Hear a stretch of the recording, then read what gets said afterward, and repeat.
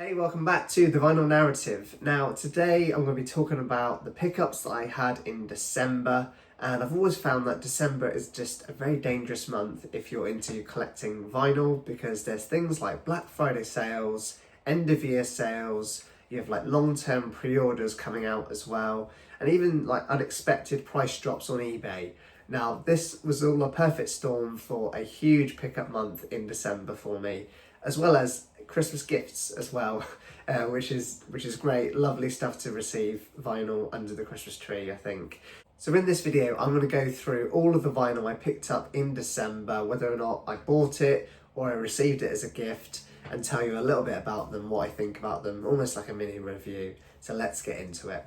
So first up, we have Bob Marley Exodus, or Bob Marley and the Wailers Exodus, and this is the Vinylophile edition, which is a brand new series that launched in 2025, and this is an album that just needs no introduction, right? It was recorded during Bob Marley's exile in London, and it's been cited as one of the most important albums of the 20th century, and this Vinylophile pressing is just amazing. I love it. It's such a lovely balance between audiophile presentation and affordability and accessibility. It's lovely, clean and quiet vinyl, just a really strong bass response on this as well. It's been cut by Joe Nino Henez, I think his name is, or Enez, who's an engineer at Sterling Sound over in the US, and he's just knocked out the park for this release.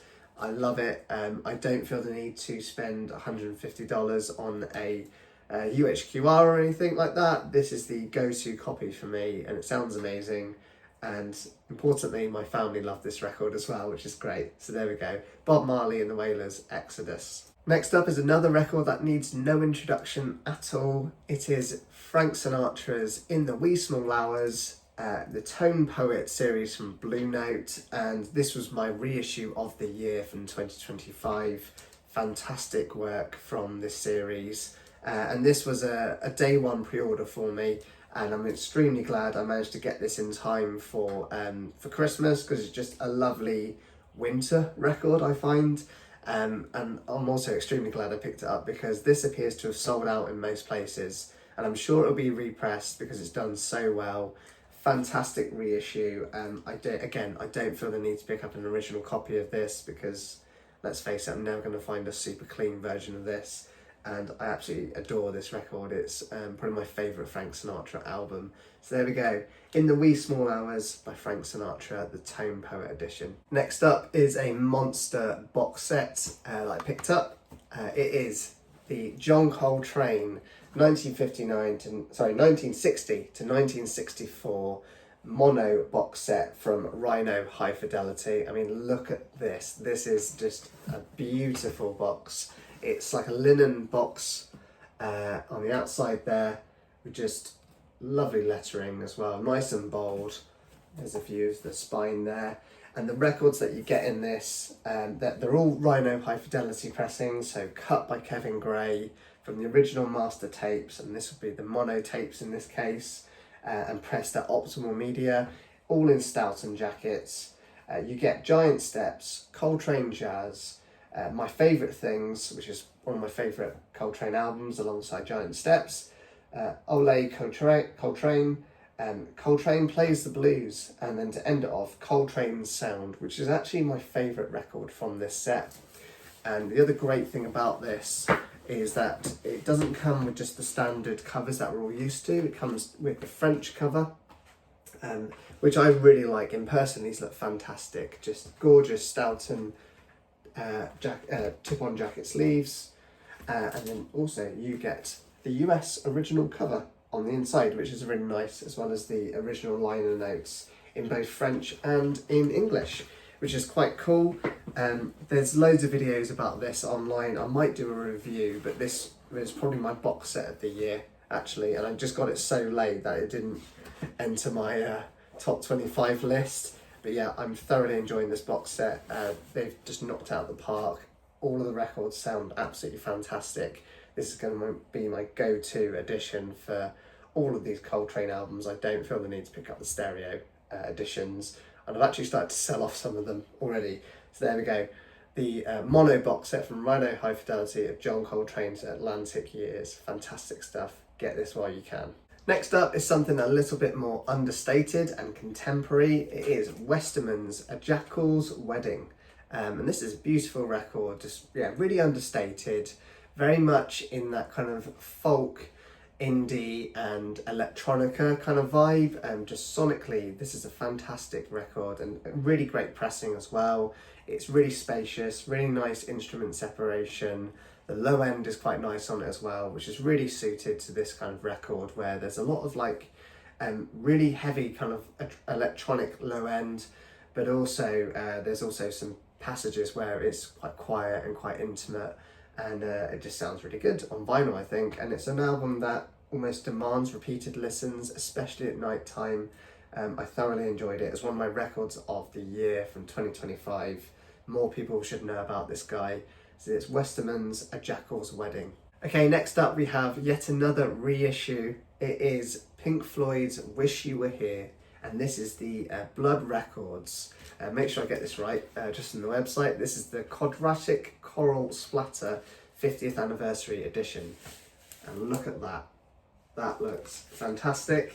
And I'll just give a quick close view of that record. But yeah, really interesting splatter, and as you know from watching this channel, I'm a sucker for any vinyl splatters. This is definitely very much collector leaning in that, you know, there was various variants of this 50th anniversary, and this is the one that Blood Records did. They also did a liquid filled edition through their sister company, which is called Bad World, but this is the version I opted for. It sounds fantastic. It's a DMM cut. It's by a guy called Henrik Paula, and he's done a great job.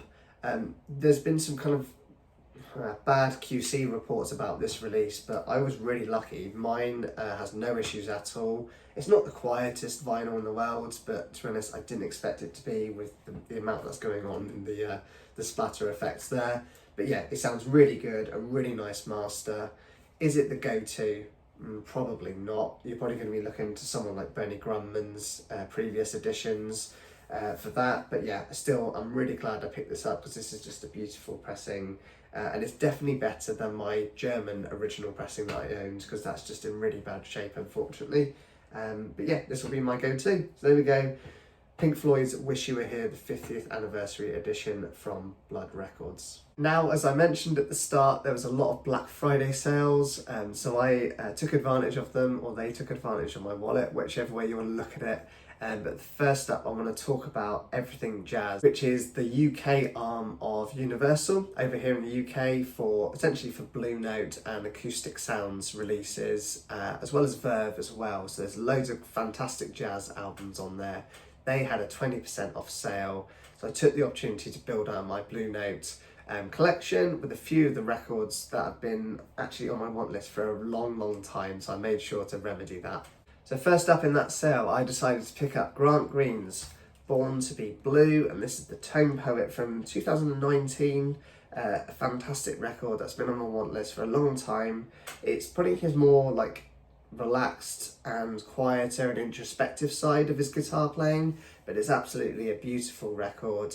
And as with all these Tone Poets, you get that deluxe AAA mastering from Kevin Gray. It's pressed at Optimal Media, and you get the gatefold jackets, which is always really nice. I've got mine sealed up just to protect it a little bit, because I find you can get a lot of fingerprints and scuffs on the kind of glossy jackets. But yeah, I love the presentation of these nice thick jackets, and the vinyl sounds amazing too. So yeah, if you don't own this, I'll definitely recommend it, especially if you want something different from Grant Green. It's one to pick up. And alongside that, I picked up Freddie Hubbard's Blue Spirits, another Tone Poet, this time from 2023, and this is fast becoming my favourite Freddie Hubbard record, especially that he did on Blue Note at least.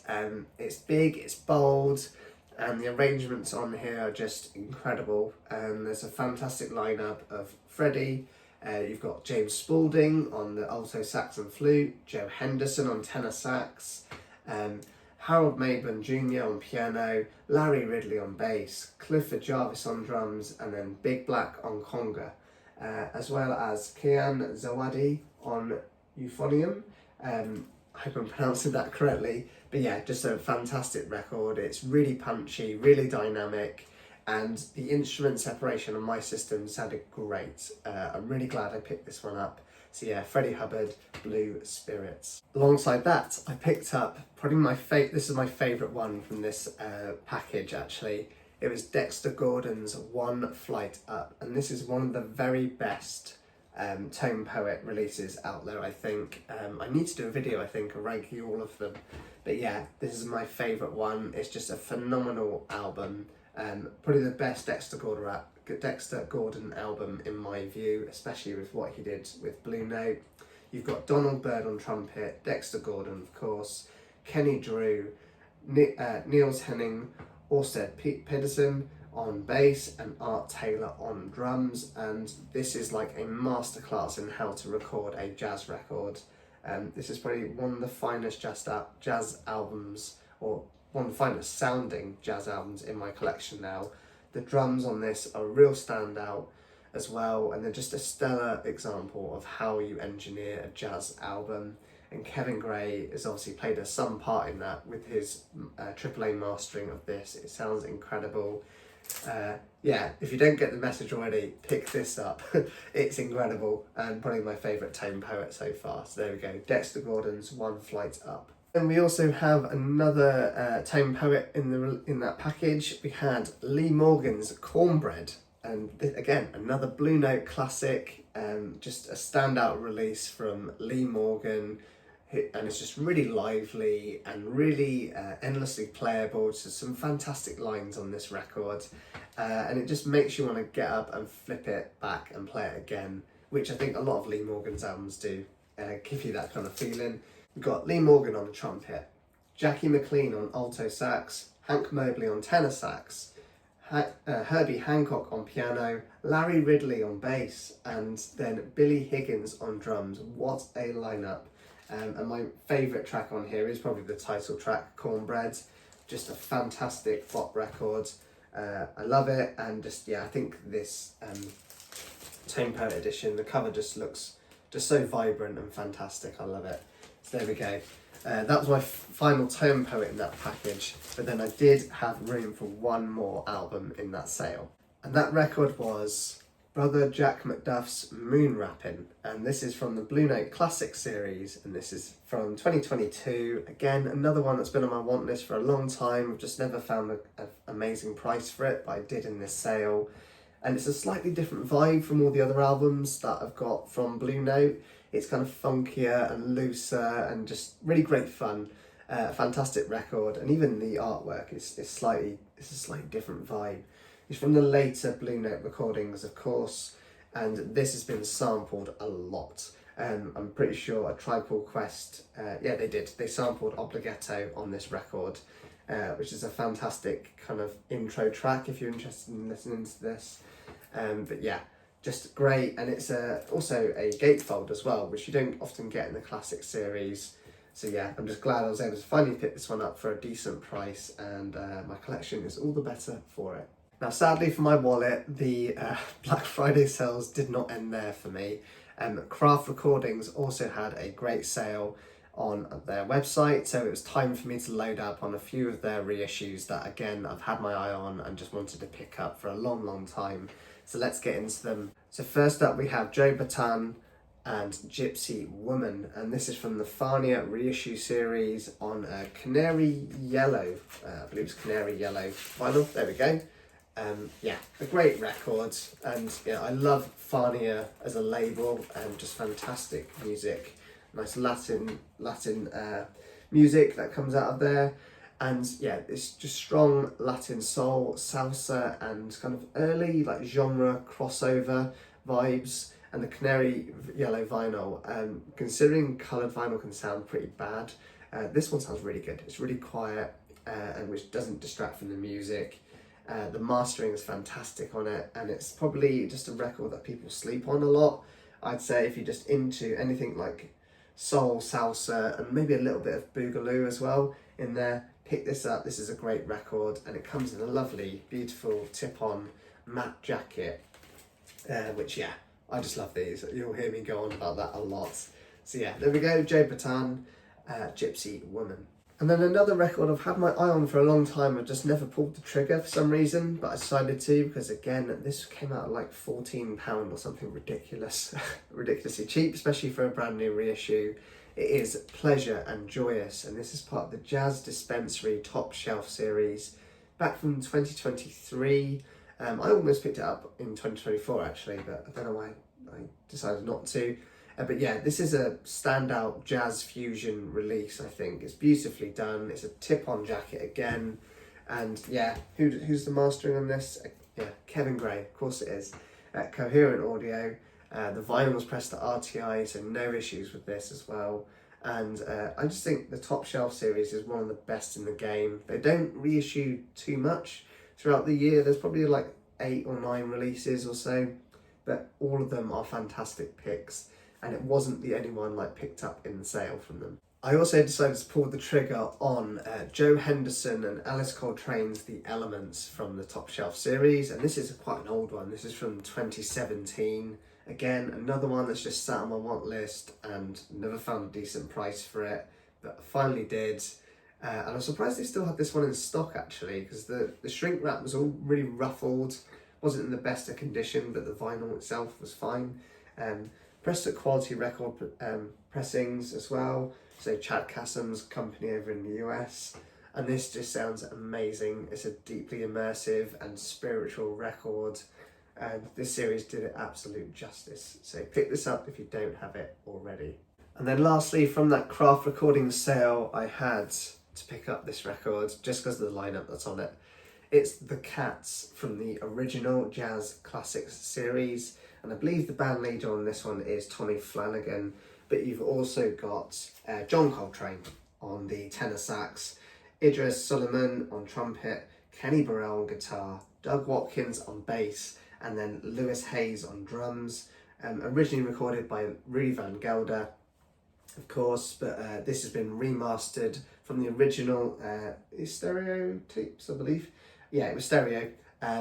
Stereo tapes by Kevin Gray at Coherent Audio, pressed at RTI, and again, just a fantastic series, the original Jazz Classics. Just fantastic curation, first off, but also I love the way that they treat these records. Again, thick tip-on jackets. Some of them are gatefold, most of them are single jackets. But yeah, this is a fantastic record. I just picked it up for the lineup alone, and yeah, it sounds incredibly clean, incredibly dynamic, and exactly what you want from a jazz reissue series. Some really hard to come by records being reissued and made available for everyone to enjoy again. So there we go, The Cats from the original Jazz Classics series. So we're about halfway through, I think, or just over halfway through. But there was, of course, it wouldn't be, Black Friday if there wasn't some eBay price drops, and they did exactly what they do best, and they email me when there's some price drops from some of my favourite stores that I follow on there, and I picked up a number of amazing reissues. Now, I believe the store is called All Your Music on eBay, and it's one of the best ways to get like a US import record over here to the UK, because they have really cheap shipping, which is great and something that I want. So I picked up Beach House's Teen Dream, and this is the Sub Pop reissue from 2022, I believe, and it's one of the defining indie records of the 2010s. Just fantastic, lush, immersive, really well pressed as well, and just a incredibly accessible record to get into. The cover probably throws people off a little bit, but it is actually like a zebra print on that artwork. But yeah, it's a flat matte kind of cover, and it's a gatefold jacket from Sub Pop, and the pressing, no issues with it. I think some people might have had issues from the reviews I read on Discogs, but I didn't, and I really enjoy having this record finally in my collection. So there we go, Beach House's Teen Dream. Sticking with Sub Pop, now another record that I picked up was a record that's been in my want list for a absolute criminal amount of time. I've wanted this for so long to have on vinyl, because it's one of my favourite records of all time as well. It is the Postal Service's Give Up, and this is one of the greatest records of the 2000s, I think, especially in my opinion. This is the 2019 reissue from Sub Pop, and it's just an album that's incredibly nostalgic for me, and it just sounds incredibly timeless at the same time, which is weird to say, but yeah, I finally grabbed it. The soundstage on this is fantastic. It's not the quietest vinyl, but yeah, I don't care. The mastering sounds great.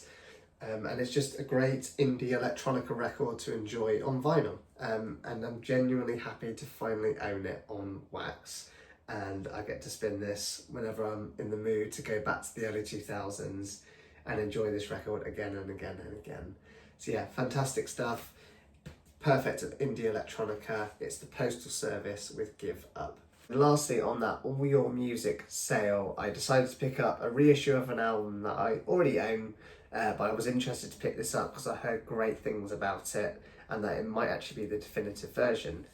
I'm talking about the Rhino Reserve reissue of Tango in the Night by Fleetwood Mac. Again, one of my all-time favourite albums, probably my favourite album by Fleetwood Mac actually. And this Rhino Reserve edition has been really hotly reviewed, and I can concur. It's a fantastic reissue. It's incredibly detailed, and it finally gives this this album the quality pressing that it deserves. I think this is the definitive version, and you have to crank this up because it's been cut really low by Matt Luthans, who's becoming one of my go-to mastering engineers. Actually, he does great work, especially for Rhino. But yeah, pick this up. It's a single tip-on. Is it tip-on? No, it's not tip-on. But a single thick kind of cardstock jacket, pressed on black vinyl, as all the Reserve reissues are. But yeah, just incredibly dynamic, super detailed as well, and just really enjoyable. You can crank it and get so much life out of this record. And the drums especially sound fantastic on this, which is what I absolutely love about this album anyway. So really happy to add this to the collection. I'm actually going to sell the 2 other copies I've got of this record and just stick with this because I love it. Can't recommend this one enough. Pick it up while it's still in stock because I think this one will go quite quickly and may not even come back. Now, it wouldn't have been Christmas without me getting some vinyl under the Christmas tree, because I always ask for something, a record or 2 or 3 to be gifted to me, and luckily my parents and my sister bought me some. So I start off with a gift from my sister. It was Max Roach's Percussion Bittersweet, and this is from the Verve Vault series that was released in 2025. And this is arguably one of the most important records that was released on Impulse Records, or just even from the early 60s jazz scene. It's a phenomenal album, and quite frankly, this The Vault series it's really impressing me actually. It sounds really good. I don't feel the need to go and pick up the AAA cuts from, I think it was Vinyl Me Please did an edition of this, but this is another AAA cut, mastered by Ryan K. Smith and pressed at RTI. Don't feel the need to go anywhere else now. This is probably going to be my go-to version of this album. I love it, a great pickup, and you should pick it up too if you have any kind of interest in drum-focused jazz, I think is probably the best way to put it. And next up was a gift from my parents, and I somehow did not own this on vinyl, despite being, especially in my teenage years, I was a mega fan of this band. But I finally do own it. It is Nirvana's Bleach, and this is the Palace pressing of this from 2021, I believe. And yeah, this is excellent. It's raw and it's punchy and it's in your face, and exactly how this album should sound. It was remastered from the original tapes by Ryan K. Smith as well. And I think, yeah, Palace pressing as well. So Palace always do fantastic work, and it just allows me to relive my angsty teenage youth years all over again, which, believe me, I had some.